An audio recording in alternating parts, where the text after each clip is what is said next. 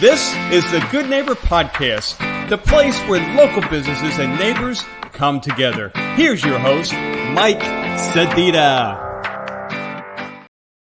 Welcome to the Good Neighbor Podcast. I'm your host, Mike Sedita, and today we are joined by Christina Harden. She is the GM of Midtown Tampa. So everybody and their grandmother is moving to Tampa. This is like the heart of Tampa to get you excited about being in the city and city living. Christina, how are you doing today?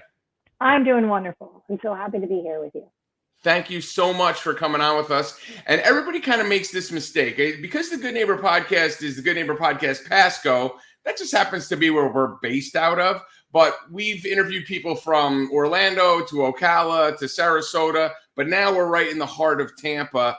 And it gives us an opportunity to kind of bring in grassroots and let people know what's going on in the community down there in Hillsborough County. So with that being said, tell us a little bit about what encompasses Midtown Tampa. Well, absolutely. Midtown Tampa is a wonderful mixed-use development. We encompass about 23 acres in the heart of Midtown, or in heart of Tampa in Hillsborough County. We have 390 apartments available for leasing in our novel at Midtown. We have over 182,000 square feet of retail from some of the first to our network, which like Shake Shack, we've got Bevel Up, F45, some of the first in our area as well with Sunda and Walk-Ons. We also have office buildings. We have over 400 square feet of office commercial real estate, and we are the only development with active office being built in Tampa right now. So let me ask you a couple quick questions. Sure. 390 apartments total. What is your current occupancy? 94%. We have Wow. maintained 94% occupancy and 98% lease for over 6 months. And you said, and then maybe I misheard it, I thought you said 400 square feet of office space. 400 square feet of office space, that seems small. Well, we have 3 actually office buildings. So we have the Midtown West Tower, which is 100% leased. We have the Midtown East, which is also referred to as the Tico building, which will actually be the highest office building opening in West Shore, Tampa, as of spring 2025. And then we have a 75 square foot, a 3-story office building also that is owned by the Bromley Company, so Loft. That is okay. And then my most important question, did I hear you say there's a Walk-Ons somewhere in one of your buildings? There is. We have a Walk-Ons on the ground floor of Building 3 of Novel. I love working with Mike Lester and his team here. They have one of the best happy hours at Midtown. They have some of the best people working within their facilities. We just love partnering with them on everything we can. So tell me a little bit about, you don't seem at all really that excited about what you do. It seems just like a humdrum job and that you are just making it, the days go by slowly. So fill us in a little bit about your background. How long have you been with Midtown Tampa and that whole group? And have you always done real estate? What is your background like? So I actually started with the master developer of the Bromley Companies in 2010 as their office manager. I am their earmarked person that they represent as someone who has grown with the company.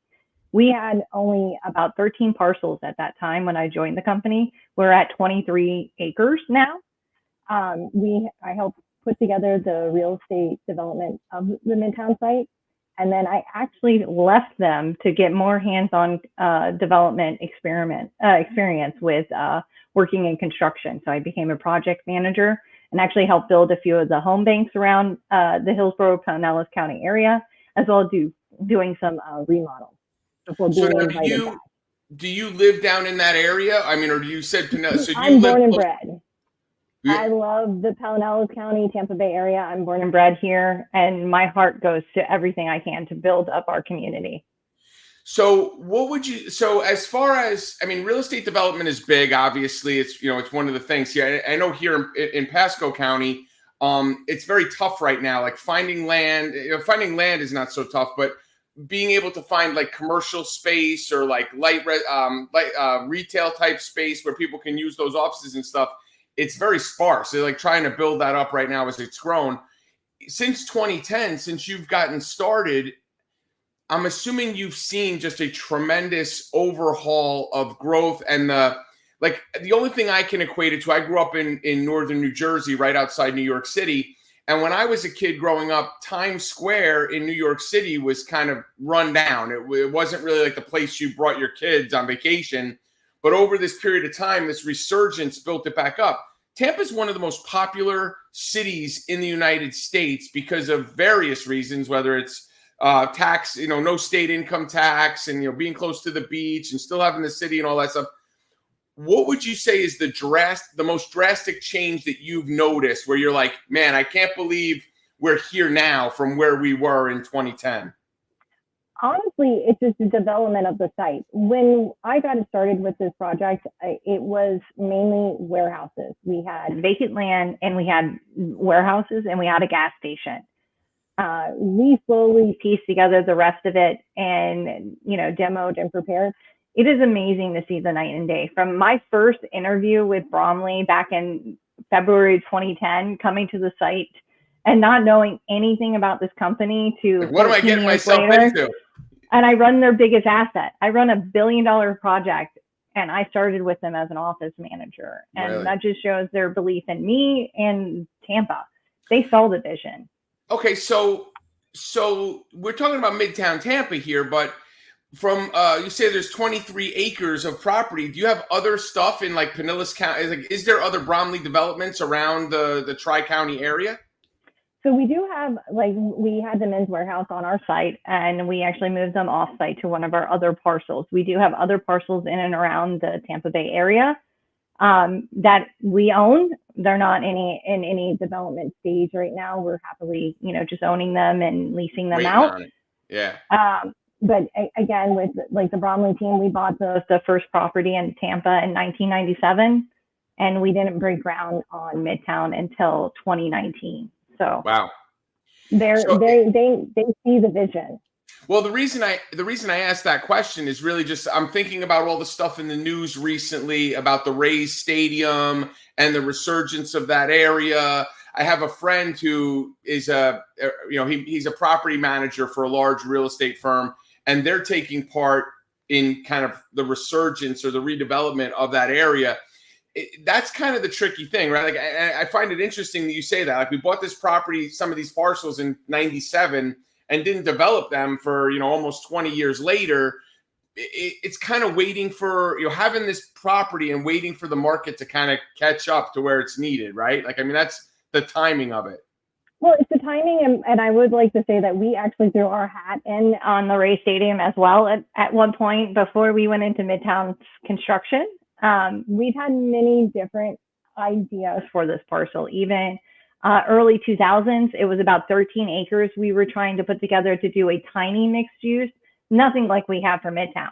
Right. And thank goodness the recession hit and it did, not be able to go forward with, because we were able to bring something so much better and something bigger and more impactful to our community. I mean, we even created a district, which is unheard of nowadays. We created our own neighborhood. Well, so Tampa is fairly crowded. I mean, in Hillsborough County down there, it's pretty crowded.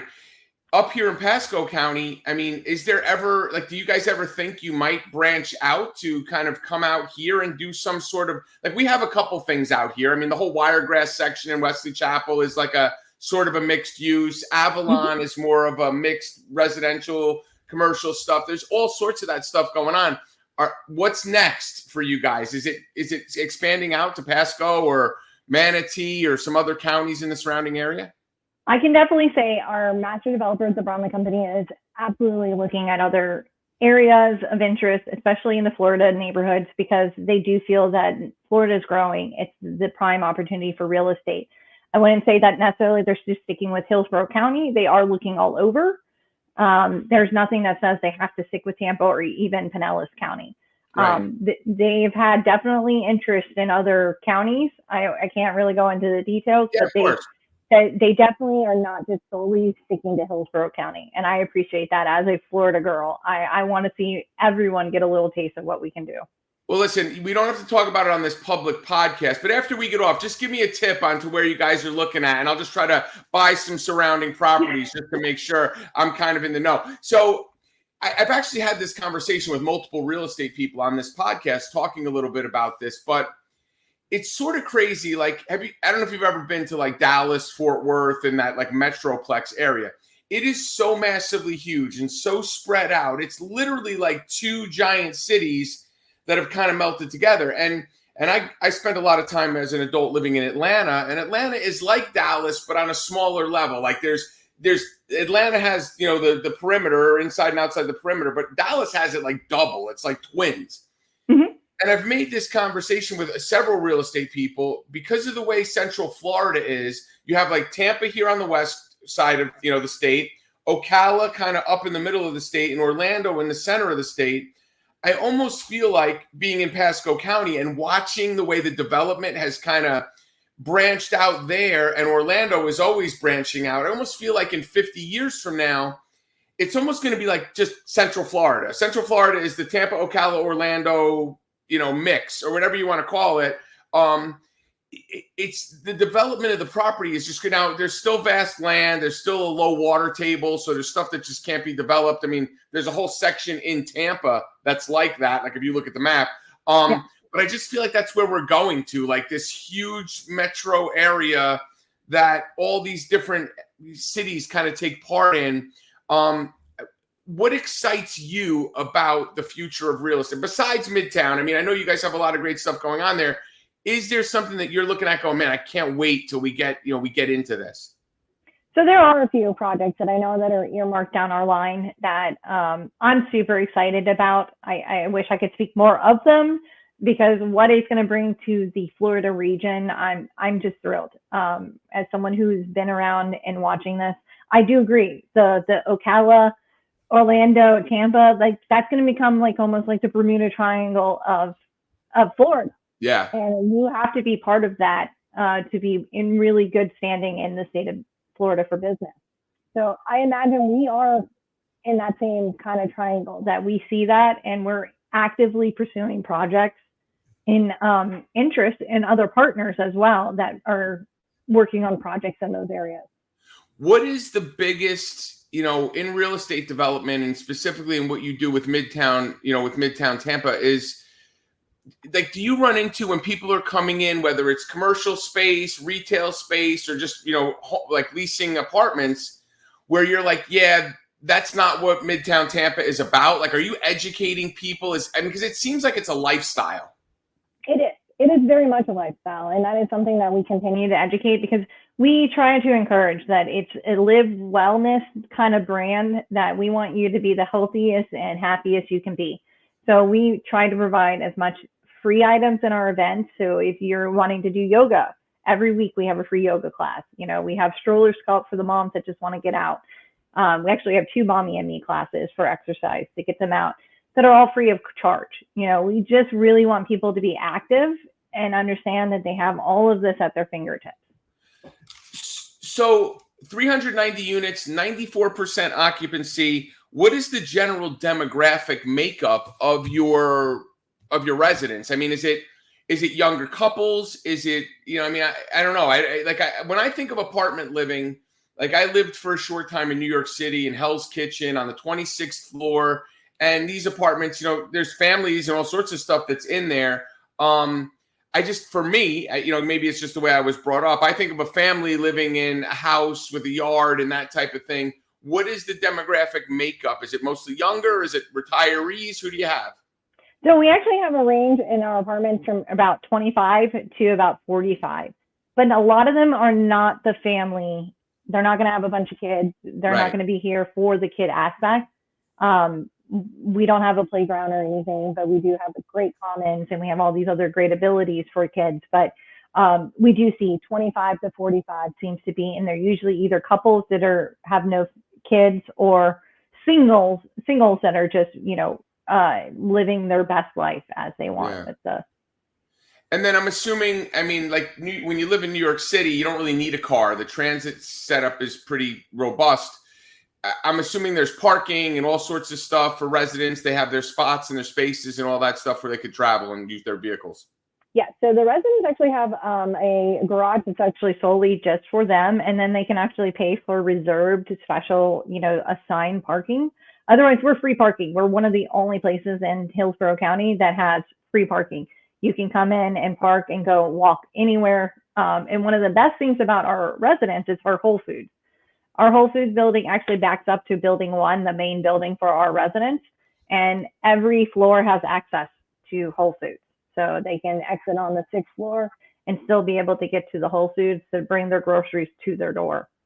Yeah, I mean, honestly, that was the worst part of living in Midtown Manhattan in Hell's Kitchen, was going to the supermarket, which was literally maybe 100 yards just across the street, but crossing 8th Avenue, trying to get my groceries in my hands. And like, you know, when you carry them from the car to the refrigerator, sure, you put 10 bags on each arm and you run in the house and throw it on the counter. You can't do that walking it across the block. So that is really a great convenient thing to have Whole Foods right there.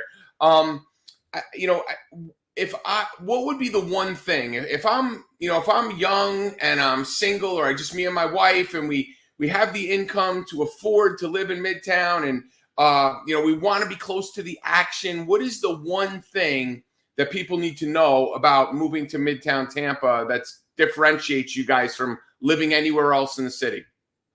Everything's at your fingertips.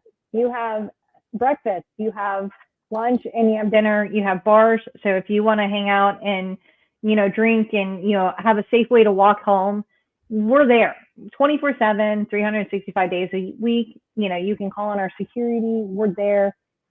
Everything about it. Everything is at your fingertips. You want something from Whole Foods. Walmart is just across the highway. So less than 2 miles, you can have your stuff delivered from Walmart. We are just a prime location that it makes it so much easier for residents to be able to park and never have to move their vehicle. Yeah. So if I'm interested in coming in, well, we're going to figure out when you and I are going to have lunch at Walk-Ons, but we'll cover that offline. But I want to come. I want to get a tour. I want to see the facility. What's the best way to go about doing that? All right. I would say reach out to me or just into Midtown Tampa directly on our website, either at midtowntampa.com. You can email us at info@midtowntampa.com or call us at 813-738-4120. One of us will gladly take you through, answer any questions, or even just show you kind of the back scene happenings of what we do at Midtown. So, folks, if you're listening to this or watching it on our YouTube channel and you're interested in getting into the mix of being in Tampa, the convenience, the live, work, and play all in one location, contact Christina Harden, her team, Midtown Tampa. It's midtowntampa.com.